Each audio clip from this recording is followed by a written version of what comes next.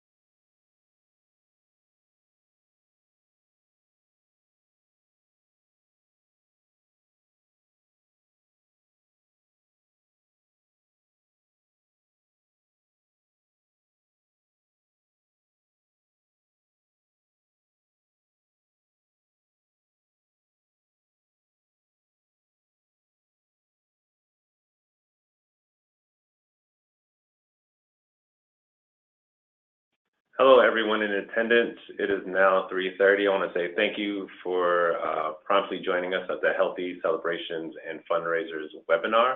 We're going to give people just another 2 or 3 minutes to log on and get settled. So please bear with us. We're going to start in about 2 minutes or so. Thank you.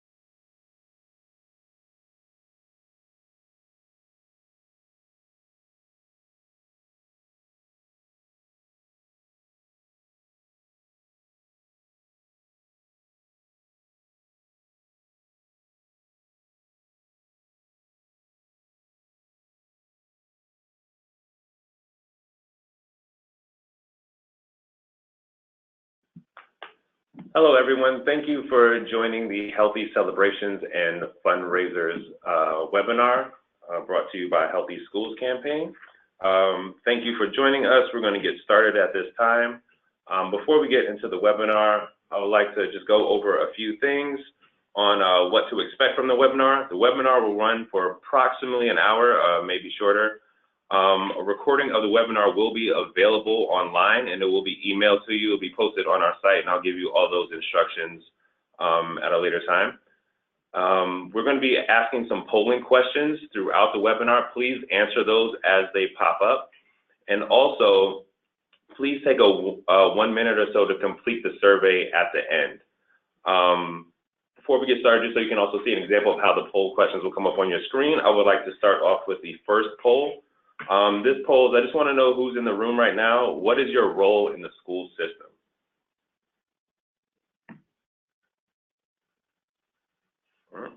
And while you are answering that, just wanted to let you know that we will be doing a question and answer period at the end. We'll save about 10 minutes of the webinar to do that. Please ask any questions that you have through the chat function. You can ask the questions at any time, but please know that we'll be answering those at the end. But there's no need to hold on to any questions that you have.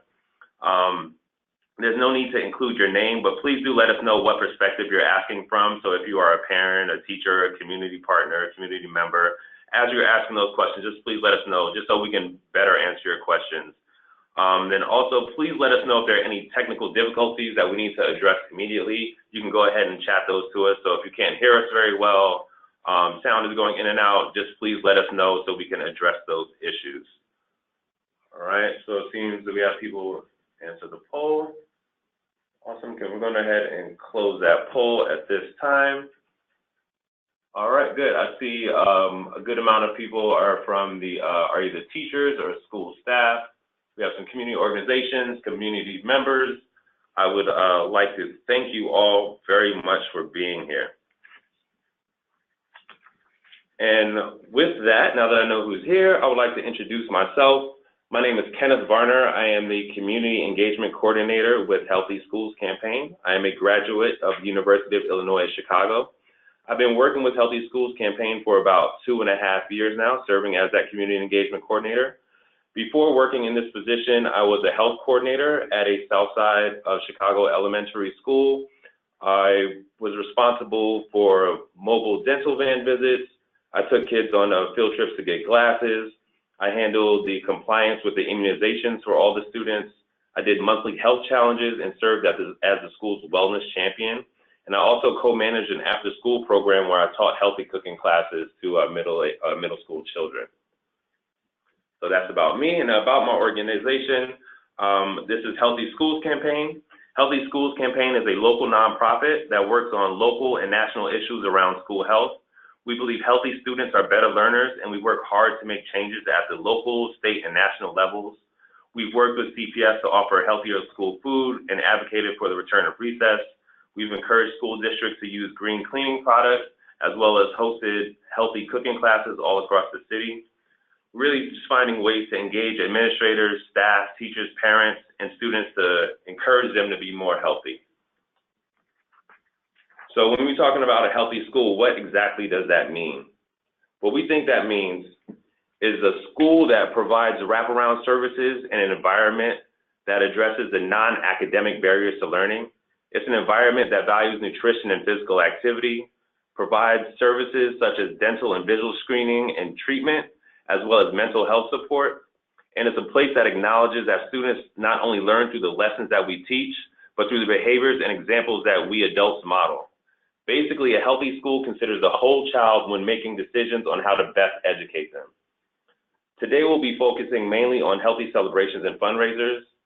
I'd first like to acknowledge that celebrations are part of our culture and a big part of the human experience, and they're not always healthy. I definitely get that. However, our mission as caretakers and leaders of young people is to give them the tools to live long and prosperous lives.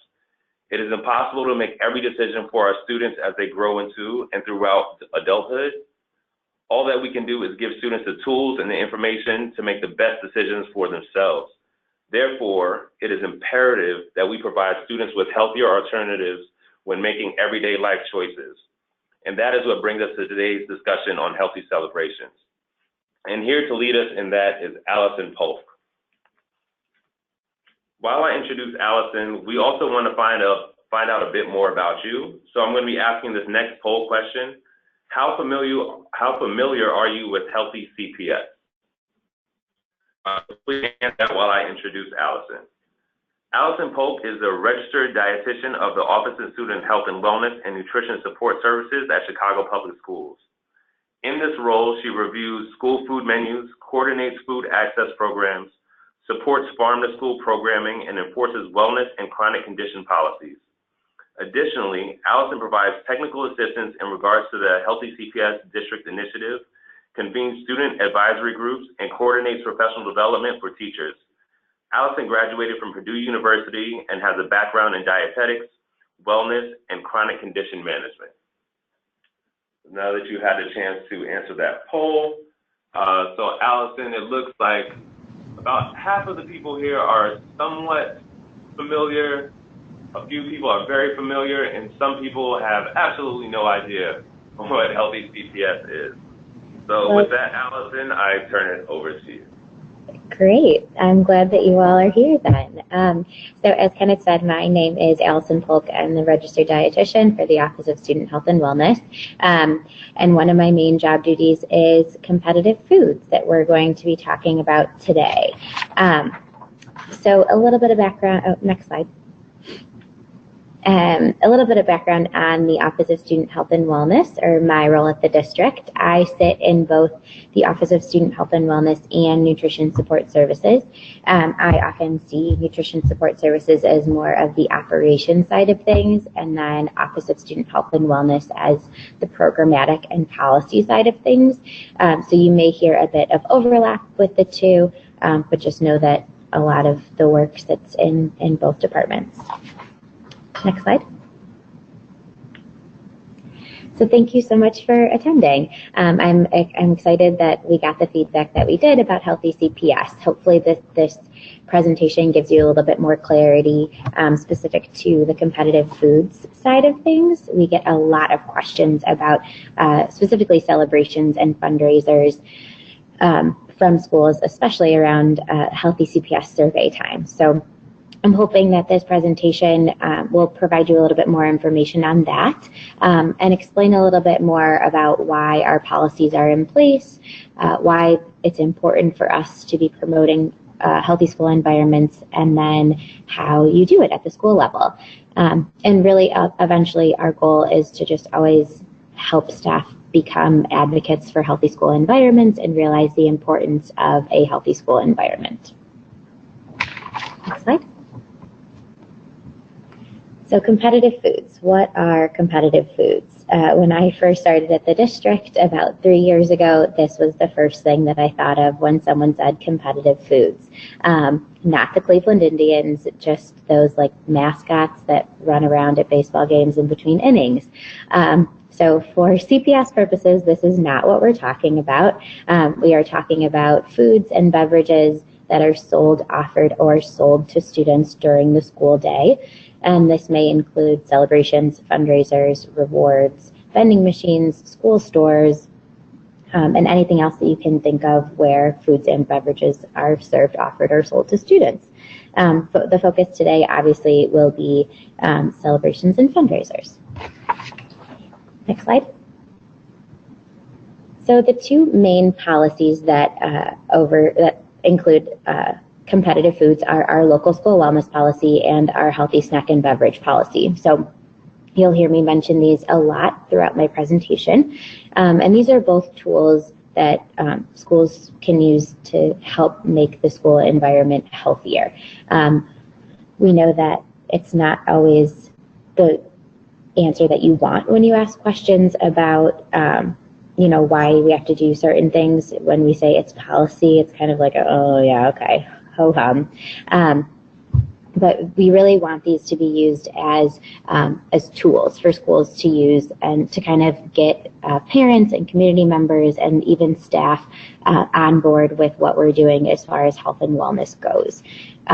It's also important to note that food allergy management is included on here, and our food allergies and our food allergy management policy is something that we often need to take into consideration when discussing celebrations and fundraisers. So next slide.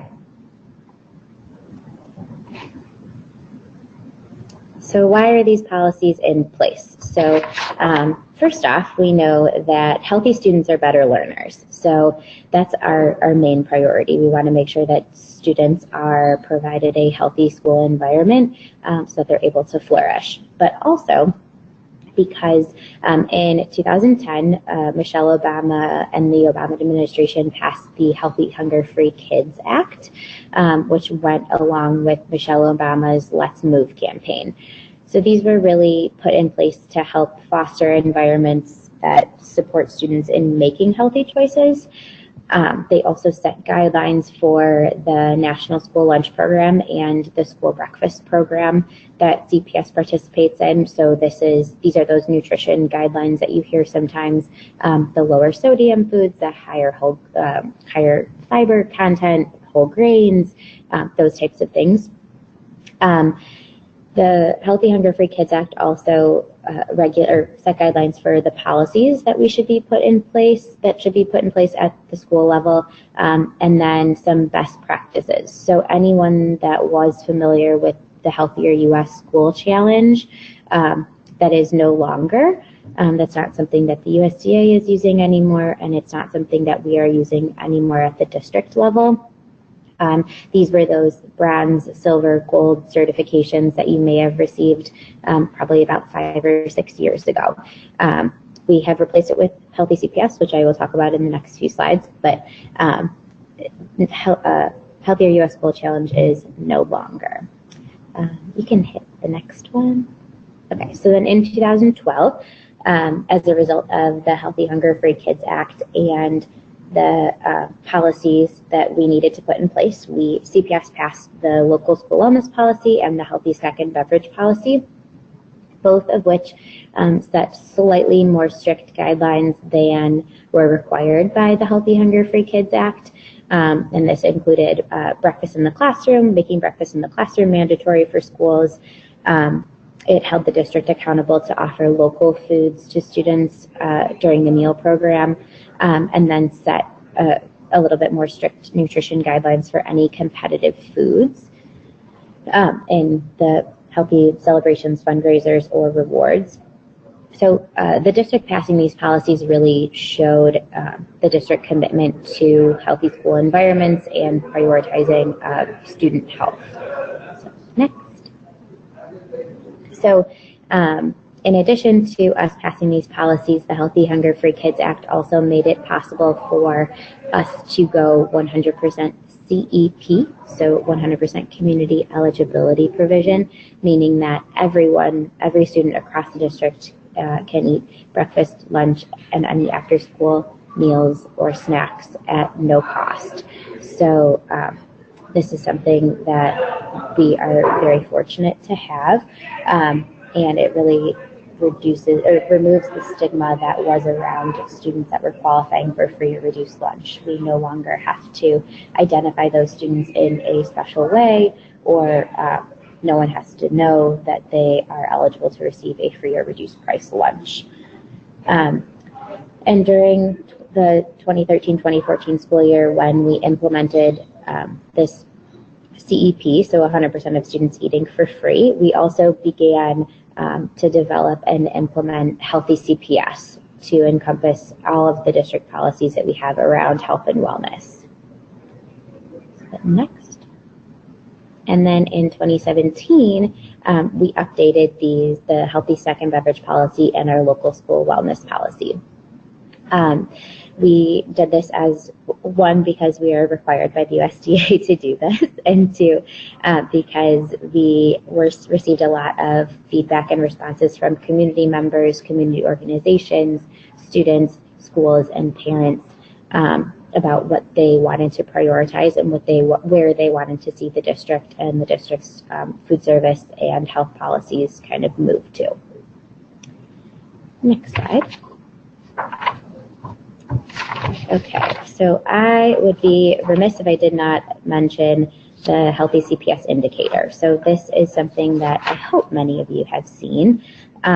If you don't know about it, that's one thing, but hopefully you've at least seen it. But this is basically how our policies appear at schools. The Healthy CPS Indicator takes into consideration about 50 federal, state, and local policies around health and wellness in 4 different badges. So the 4 badges are chronic conditions, learn well, and health services. Specific to what we're talking about today, competitive foods fits into the learn well badge. And as I mentioned before, Healthy CPS took the place of Healthier US School Challenge. So anyone not familiar with Healthier US School Challenge, it was a similar indicator that schools could use to measure whether or not they had healthy school environments. We knew that CPS was doing a lot more, and our schools were doing a lot more as far as health and wellness goes. Healthier US School Challenge really only took into consideration food and physical activity, and it didn't take into consideration any health services that were being provided or what was being done for students with diabetes, or are you teaching sexual health education? So Healthy CPS does a really good job of putting all of those in one thing and kind of tying a bow on it. The Healthy CPS survey is released every spring, so it should be released on April 22nd, I believe, this year. And you can always find more information about this on either the Office of Student Health and Wellness Knowledge Center page or at cps.edu/OSHW. Okay, next. Okay, so celebrations, fundraisers, and rewards. Let's get into the meat of it. Next.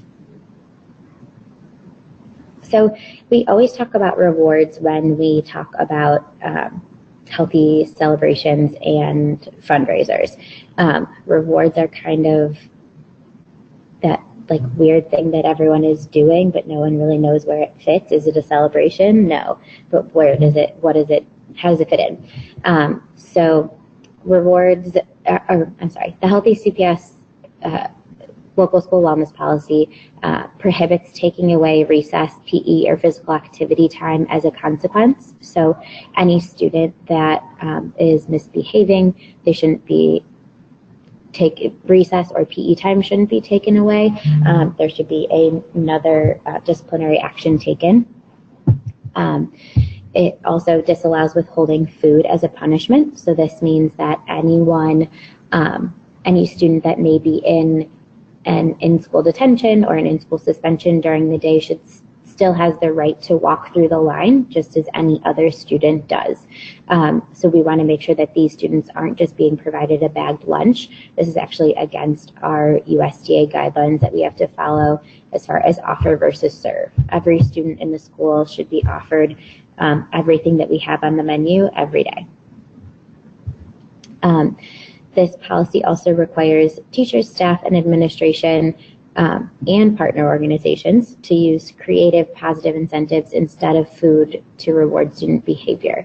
So this is everything from giving candy to someone for doing their homework, to incentivizing with a pizza party from a competition. And then it also recommends offering physical activity as a reward for good behaviors. So extra recess time, extra time in the gym, whether it's an extra brain break during the day, any of those. Next. Okay, celebrations. So celebrations include birthdays, holidays, and any other special occasions that we want to make sure that we're providing students an opportunity to focus on fun rather than food. So some celebration guidelines. These are things that cannot be happening during breakfast or lunch times. This is why we call them competitive foods, because they are competing with the meal program. Oftentimes we hear this is like a breakfast with the principal, where a school just wants to cancel breakfast and just they'll bring in donuts or whatever. Even with the 2 celebrations with outside food that schools are allowed, they cannot cancel meals at any time. So again, any celebrations should be happening outside of these meal times. Schools are only allowed to celebrate with outside food 2 times per school year. So in the past, we had said this, and the language that we were using was 2 unhealthy celebrations each year. And we realized that everyone's definition of healthy is different. So while it may be a party with, the schools would say we're catering in Subway, and that's the party that we're having. When we think about it, generally, if you're catering in Subway, it's also coming with cookies and with chips and with some sort of soda or juice. So when we say 2 celebrations with outside food, this just kind of keeps everyone on the same playing field as far as that goes. And then these celebrations should be made available to all students in the school. So when a celebration is happening, schools should choose 2 days or events. So a day would be the first and the last day of school. An event would be Halloween and Valentine's Day.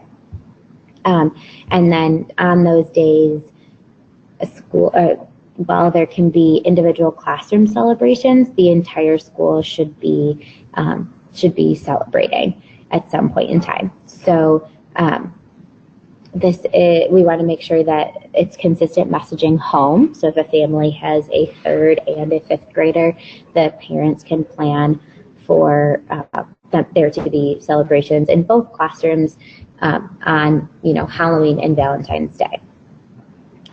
This is one of the main concerns that we have with celebrations is allergies and food allergies or any dietary restrictions students may have. So we want to make sure that when schools are celebrating, it is something that is very inclusive, and it's inclusive of all students in the school. So we encourage schools to send home letters, or individual teachers to send home letters to parents saying, this is what we're doing on this day. If your student can't participate, or if you don't want them to participate, please let me know, or send an alternative so that they can participate in the celebration with the rest of their classroom. And any attendance celebrations or other events that aren't meant for all students in the school would still count towards the school's 2 celebrations with outside food. So there is one exception to this. We have a catering menu that comes through our food service management company, which is Aramark. It is available at no cost to schools.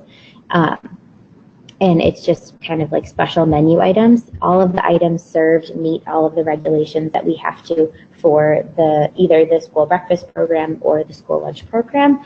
So we know that they are coming, one, from somewhere that is safe, that the food is handled properly, and it meets the nutrition guidelines that we need it to.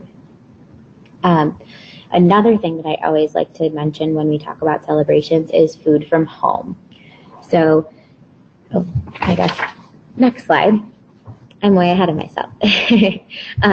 So when we're talking about food from home, sending messaging home to parents in regards to the policies that are in place, and letting them know that no homemade foods are allowed in schools. We see a lot of secret ingredient, like, oh, my mom makes this banana bread and it's so good, and there's a secret ingredient in it. Well, what does that secret ingredient end up being? Like peanut butter, and then a student has an allergic reaction, and no one had any idea. So we really want to make sure that, and there's a food safety and a food handling concern with any foods that are coming in to be eaten by groups of students. So sending messaging home at the beginning of the year was one thing that we always recommend as an office. Just letting parents know, please don't send cupcakes or cake or any goodies with your student on their birthday. Perhaps send a game that they can play with their classroom, or send pencils that has your child's name on it, or you know, whatever it may be. Something that isn't food is always encouraged. Another best practice for celebrations is engaging students in your school garden. So allowing them extra time in the garden, or if you are really looking to celebrate with food, making sure that your garden, that someone at your school has gone through our Eat What You Grow training, which means that, which certifies schools to be able to eat what is grown in the garden in either the classroom or the dining center. So once someone goes through your Eat What You Grow training, if students plant, you know, a salsa garden that has cherry tomatoes and cilantro in it, then students can prepare a salsa, and then they can share that with the rest of their school, and that can be a fun school-wide celebration centered around, you know, nutrition education and the garden. Ideally, food is not included, so incorporating physical activity in your celebrations, so doing a field day or a talent show, or having yoga or Zumba classes for your students is a great way to give them a little bit of physical activity outside of the classroom, but also a good time to celebrate with them and to celebrate their accomplishments. And as I said, allowing students to bring in a special game to play with the class for their birthday is also a really cute idea that we've heard a lot of schools do. Next slide. All right, fundraisers. So we want to make sure that with fundraisers, there is no food fundraising going on during the school day. So it includes school stores, and then in any individual student fundraisers that may be happening during the school day, especially during meal times. So while it's against policy, if anyone is fundraising with food during the school day, there are very clear nutrition guidelines that are outlined in the Healthy Snack and Beverage Policy that must be met if any food is being sold during the school day. Some exemptions for fundraisers are field trips, any weekend events, any after-school sporting events, and then when the audience is mostly non-students. So parent-led fundraisers or report card pickup days are a great time that we found that schools can do fundraisers. We have been getting a lot more questions about approval for fundraisers and who is approving fundraisers and how they're approved. So fundraising needs approval from both Nutrition Support Services and the network chief of your school.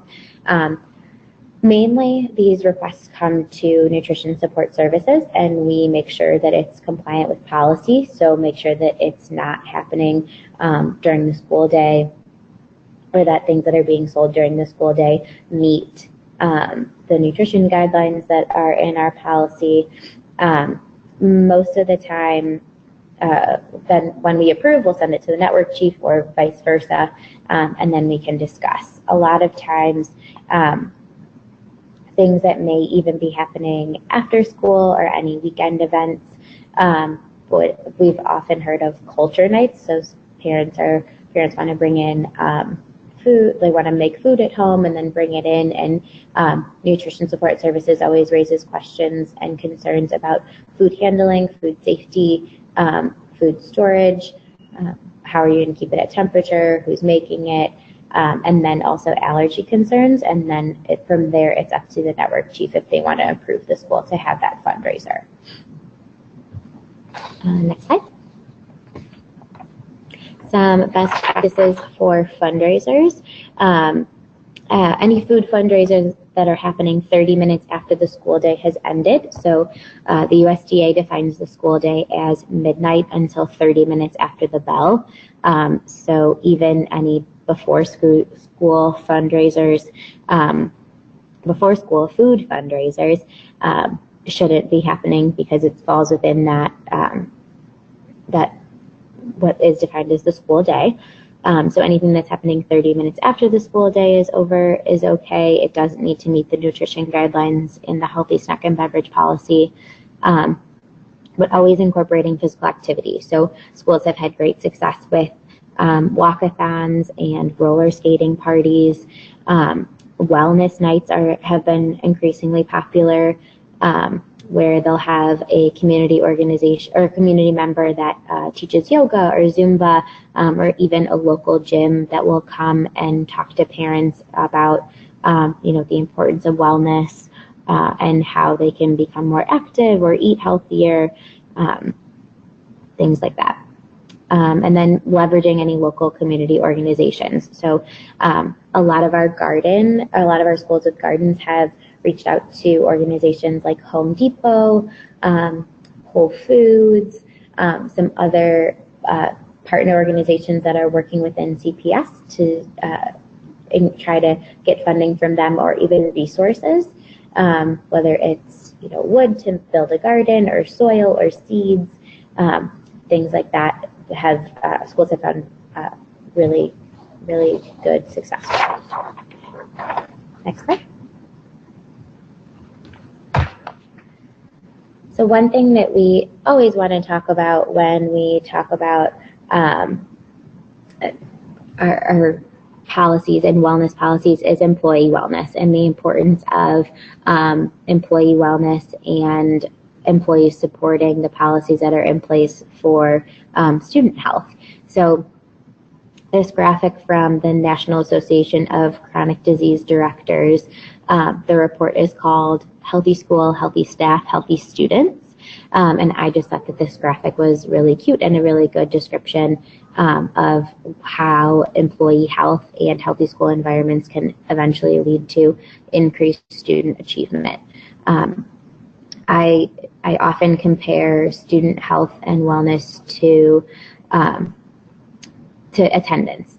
We focus a lot on attendance, and if a student isn't in the classroom, they obviously can't be learning. But if a student is worried that they're going to have an allergic reaction, or that they are going to get sick because they have diabetes and they had cupcakes earlier that day, then they're not really focusing on what's going on in the classroom and what they should be learning about either. So we know that healthy students have reduced absences, have reduced absenteeism, increased concentration. So all very good reasons for school staff to be focusing on student wellness. Next slide. Some resources that I wanted to make sure that I mentioned are the Pathways to Excellence in School Food, which is a report that was developed with between CPS and Healthy Schools campaign, and it really outlines our priorities in school food and where we want to go in the future. When we updated the policy, this was something that kind of went hand in hand with that. So we do want to take into consideration what the priorities of the community are and the students for the future of the school meal program. The principal toolkit was also something that was developed a few years back between Healthy Schools campaign and CPS as well. As I mentioned earlier, the Office of Student Health and Wellness Knowledge Center page has a wealth of resources about healthy celebrations, fundraisers, rewards, along with healthy CPS. The Learn Well Toolkit is going to be a great resource if you're looking for some more ideas on how to implement these non-food fundraisers and how to celebrate with fun rather than food. You are always able to request a School Food 101. So if you get a lot of pushback or negative feedback from parents either about the meal program or about these celebrations and fundraisers policies, I'm happy to come out and kind of explain why they're in place and get some feedback from the community to see what information we could potentially provide to help roll this out or how to support. And then cps.edu/OSHW is our public-facing website that you can refer parents to if they have more questions. We are working on updating the Learn Well toolkit and developing some more prescriptive guidance on competitive foods and things that we want schools to prioritize, and a lot of like frequently asked questions, just clarifying those types of things. So more to come on that. Next slide. Here is an opportunity for me to plug our meal program, but an opportunity for you to receive text messages from us. They're not going to be phone. It's like a once a month text just letting you know when our menus are out and any special promotions that we have. So we do student tastings and student focus groups pretty often, both about the policy and about our meals and our meal program. So if you're interested in that, feel free to sign up here. And then next slide. And then one last plug is that all of our meals are free. We have had meals for free for all students for the past 5 years, and we've noticed that there are still people out there that don't know that. So get the word out, spread the word. Breakfast, lunch, after school snacks, supper, summer meals are all free for all students. And next slide. That is all I have. This is my contact information and also contact information for the Office of Student Health and Wellness and Nutrition Support Services. I personally manage the food at cps.edu email address. So if you don't remember my name and still need to get in touch or have questions, feel free to email me through food. Thank you, Allison. I really appreciate you taking the time out of your day to participate in this webinar. I know you got a lot going on this week, and I definitely learned a lot myself, so I'm definitely happy that you were able to join us today. My pleasure. So going on, so Allison did mention the local school wellness policy and the healthy snack and beverage policy. There are other policies that are that CPS has that make the overall wellness policy. I want to make sure everyone is aware of those. Those would be the breakfast after the bell policy as well as the PE policy. We went into a deeper dive in that in an earlier webinar that we did earlier this school year. Once I send out a link to this webinar, you will also be linked to that earlier webinar. So if you want to look more into that, you can do so. So yeah, a lot of what Allison and myself have been talking about today comes from these policies. So there's also going to be a link to all of these in the resource page. So make sure that you're aware of these, and please share this with the people in your school, any school staff, anyone that may be interested or that should be interested.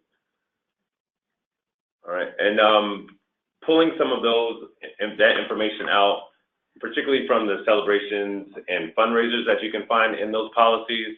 This is going to be some of the language that you may have encountered in the Healthy CPS checklist or in the action plans or anything else that you may have come across when working on your Healthy CPS.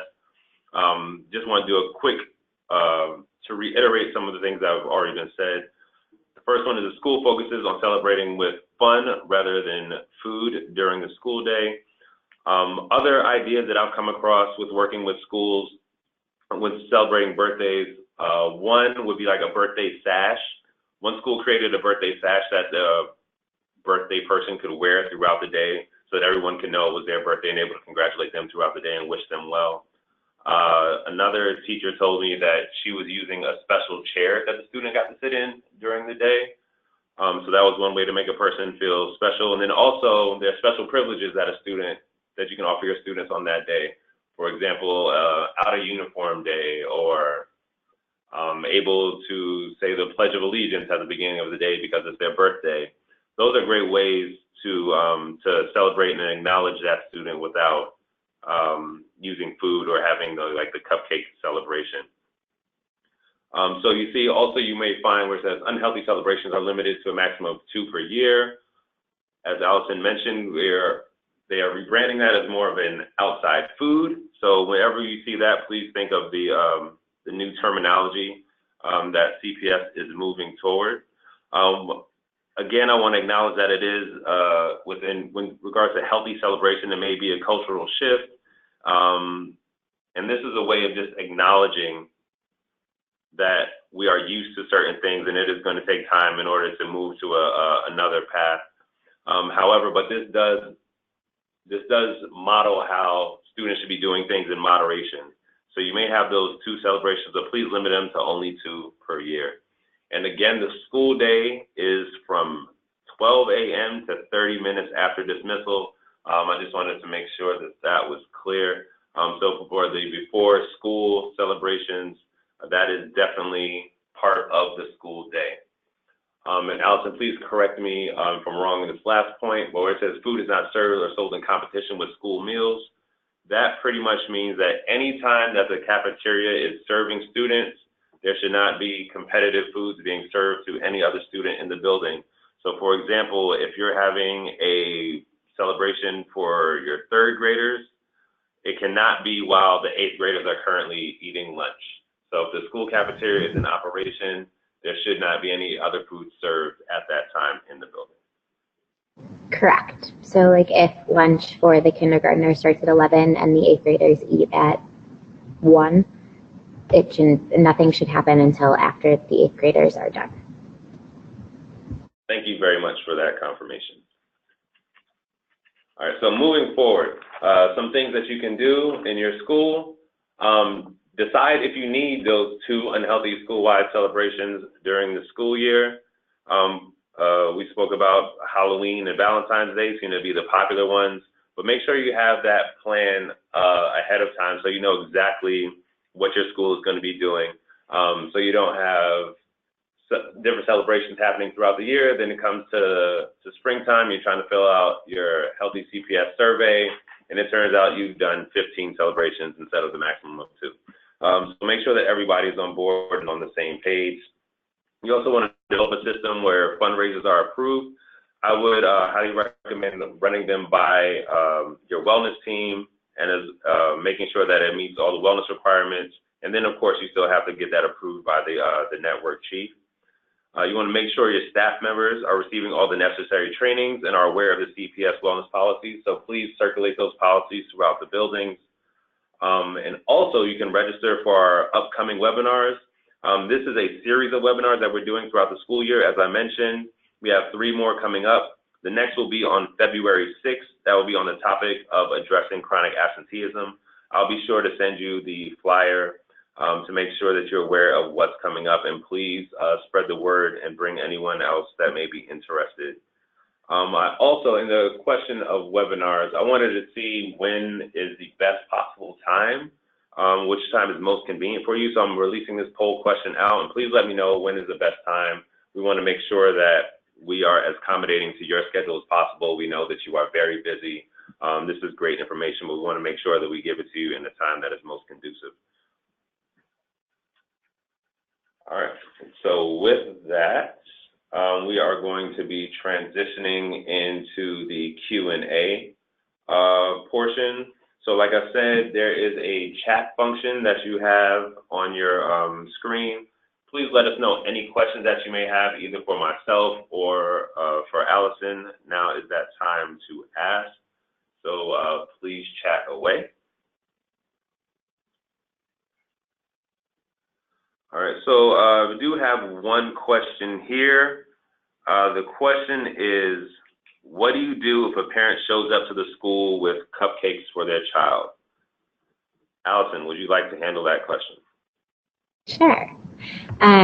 So schools have done a variety of things with this. Sometimes they will hold them in the main office until after school. Sometimes they will request that the parent bring them back after school for their student, which is why we always encourage messaging to parents at the beginning of the year. If your policy is that no food that parents bring in, like for celebrations, will be allowed in the school, then that's the policy. If it's made clear to parents, then it can be denied. at the school, you know, in the main office or wherever. Okay, great. Also, in the resource page that we have, that I'll be connecting to this webinar, there are letters that you, sample letters that you can have that'll go home, that you can send to parents, just letting them know exactly what the stipulations are around healthy celebrations and healthy fundraisers and all of that. So that'll be a great resource for you as well. All right, so another question that we have here, Allison, do schools have to notify the Office of Student Health and Wellness as to which days they're going to be using their unhealthy celebrations? Like, is that something they have to let someone know ahead of time? No, not ahead of time. It's just something that they should keep track of. It's reported on the Healthy CPS survey each year. So in the spring, that's when it's reported. So even if your celebration of yourself in a week school, then I would say input it on the survey. But we encourage schools to pick pretty much the same days every year. They have a lot of schools that will do like a winter celebration right before winter break, and then a field day celebration. And that just keeps it consistent with all the students in the school. They know what to expect. They know when to expect it. Parents know when to expect it, and don't really expect anything outside of those 2 days. Awesome. Thank you for that. I have one more question for our participants. Just curious as to how you found out about this flyer, found out about this webinar. So if you could please answer this question for me real quickly as we are about to wrap up and go through our final couple slides. And again, if you have any questions, please just let us know. Here you have a partner list. These are just partner organizations in Chicago that are vetted by CPS. They provide physical activity and nutrition education, and can come and partner with your school if you need help fulfilling any of those requirements. So I just wanted to make sure that you knew that that was here. Also, here is a list of our resources for the Healthy CPS homepage. You can find toolkits for healthy celebrations and fundraisers, the PE policy, the Healthy CPS checklist will be there as well. So if you want to see exactly what your school's progress is, like how far along you are in implementing all the wellness policies required by the wellness policy, that is a place for that. The Healthy Schools Campaign Resource Center, you can have there, you'll find a toolkit for incorporating health and wellness into your continuous improvement work plan for your school. There will be sample lesson plans to incorporate nutrition education and physical activity into the curriculum, different tip sheets. You can also find the CPS wellness policies there. The Learn Well toolkit, that is from CPS. They also have a toolkit that is Celebrate Well and Fundraise Well. So that can be found at that link.